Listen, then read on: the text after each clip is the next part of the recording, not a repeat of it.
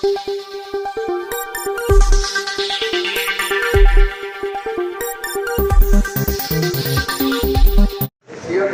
उमरा यहाँ की छोटी बैठक अभी हमारी रैली यहाँ से जाके आई है।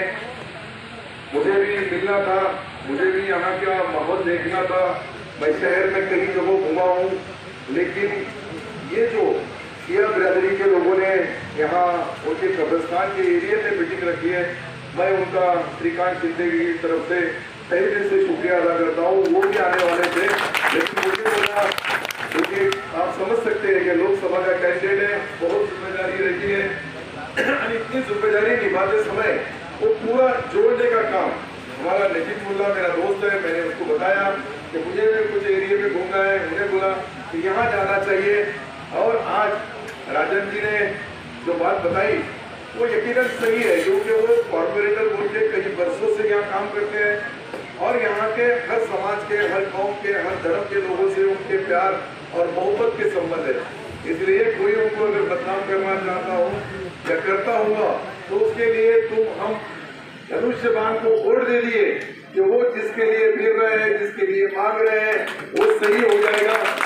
और अली सैयद शबाब हैदर जी ने, हमारी बहन रिदा रशीद और एहतमाम कादरी, हजमत जी पारकर, मोरकर इन्हें, ये सभी अभी मेरे को सबके नाम मालूम नहीं है, जैसा लिख के दिया वैसा ही बोले जाएगा। टकले साहब नया तो बोल नहीं सकता, लेकिन मैं आपको एक बात बताना चाहता हूँ कि मौलाना ने एक अच्छे लफ्जों में, अच्छे शब्दों में एक छोटा बयान अपना दिया है कि एजुकेशन जब तक हम माइनॉरिटी के लोगों को देंगे नहीं, जब तक वो उनके अंदर कितनी काबिलियत है, कितने टैलेंट है, कितने टैलेंट है, कितने होनहार है, कितने होशियार है, ये तभी मालूम पड़ेगा जब उनके तालीम की तरफ गौर किया जाएगा। तालीम के लिए मैं आपको एक ही बात बताना चाहता हूँ।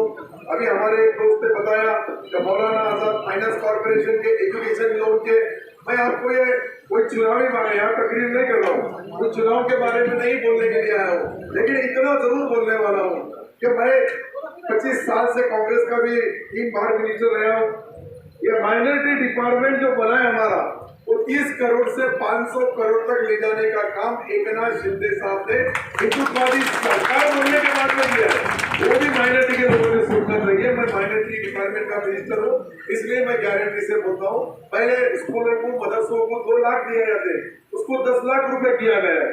ये भी कोई भी माइटी के अधिकार में मालूमात दे सकता है, वो वहां से मालूमात लेके जो हमारे राजन जी को बता रहे हैं उनको उसकी कॉपी दे देना चाहिए।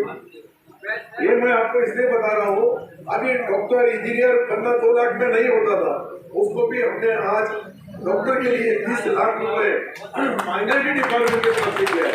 वो भी लोगों को मालूमात होना चाहिए। अगर ये गलत होगा तो किसने भी एप्लीकेशन करना, अगर उसको नहीं मिले तो मैं जिम्मेदारी के साथ महाराष्ट्र स्टेट का मिनिस्टर इस नाते से मैं आपको बता रहा हूँ। पहले आदिवासी और मागासवर्गीय के बच्चे जैसे टैलेंट ब्रिलियंट होते थे, उनको 200 कॉलेजेस जो दुनिया के टॉप के कॉलेज है, वहाँ उनको पीजी करने के लिए गवर्नमेंट की तरफ से भेजा जाता था। हमने पहली बार इस साल निर्णय लिया कि हमारे माइनॉरिटी के बच्चे भी जाएंगे और महाराष्ट्र सरकार माइनॉरिटी डिपार्टमेंट एक बच्चे पे 40 लाख रुपए खर्चा करेगा। ये भी किया है। तो तालीम की बात जब होती है तो ये तालीम डॉक्टर बाबा साहब अम्बेडकर जी ने जो बताया कि तालीम जिसके पास आ गई वो शेरनी के दूध में जितनी ताकत होती है उतनी ताकत उसमें होती है। इसलिए हमने तालीम के ऊपर गौर करें।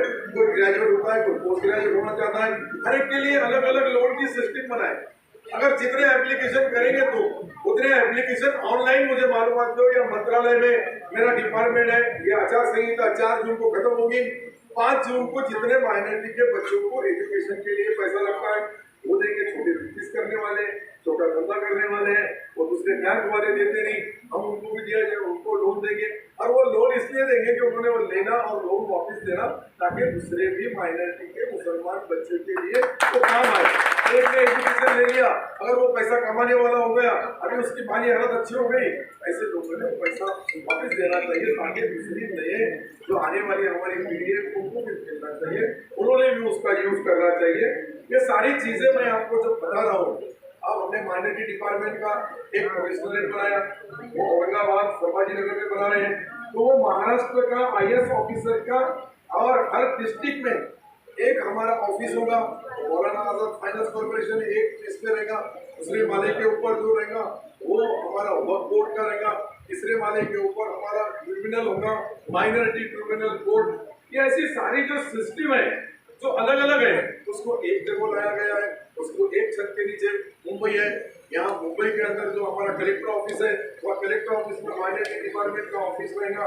और वो सारी चीजें एजुकेशन से लेके तो व्यापार बिजनेस तक, फाइनेंस करने से लेके तो वहाँ से उसके बाद में हमारे जो कब्रस्तान है उनको वाल कॉम्पाउंड होना, कब्रस्तान के अंदर पढ़ाई होना चाहिए, कब्रस्तान के अंदर बाकी की जो फैसिलिटीज है जो दूसरे धर्म को, दूसरे जात को, दूसरे कौम के लोगों को मिलते हैं वो हमारे माइनॉरिटी के लोगों को, चाहे सिया का होगा, सिंधी का होगा और कोई भी देना चाहिए। तो सब हमारे माइनॉरिटी के अंदर का एक पार्ट है। और माइनॉरिटी डिपार्टमेंट में जैन भी आते हैं, जून भी आते हैं, सरदारजी भी आते हैं, ऐसा कुछ नहीं कि माइनॉरिटी में सिर्फ मुसलमान ही आते हैं। और भी 5 जाते उसके अंदर जुड़ी है, लेकिन कुछ बदनाम करने के लिए मुसलमानों के खाने पे बंदे को रखी जो गोली चलाते हैं वो कमजोर कमकुवत लोग हैं जो जात के नाम पे, धर्म के नाम पे किसी को गुमराह करने की कोशिश कर रहे हैं। मैं मुसलमानों को एक ही गारंटी दिलाता हूँ कि मैंने जो 30 साल में 25 साल में कांग्रेस का विधायक रहा हूँ, मिनिस्टर रहा हूँ, मैं अभी 5 साल पहले ही शिवसेना घोषणा श्री शिया समाज के माध्यम से आज यहाँ पर हमारे मौलाना साहब उपस्थित है। हमारे महाराष्ट्र के मंत्री महोदय आदरणीय अब्दुल सत्तार साहब और यहाँ पर उपस्थित सभी समाज के प्रतिष्ठित और यहाँ पर मेरी माताएं, बहनें और भाइयों, जैसे अभी हमारे मौलाना साहब ने कहा कि कोई भी अगर समाज को, कोई भी बच्चे को अगर गड्ढे में ही रखना हो तो उसको तालीम से दूर रखो। तो ऐसा ही हमारे मुमरा में हमारे यहाँ के विधायक थे, इन्होंने हमारे मुमरा को तालीम से बहुत दूर रखा। आप देखेंगे कि जिस तरीके से मुमरा में स्कूलों का दर्जा है वो दर्जा हमारे बच्चों को आगे नहीं लेके जा सकता।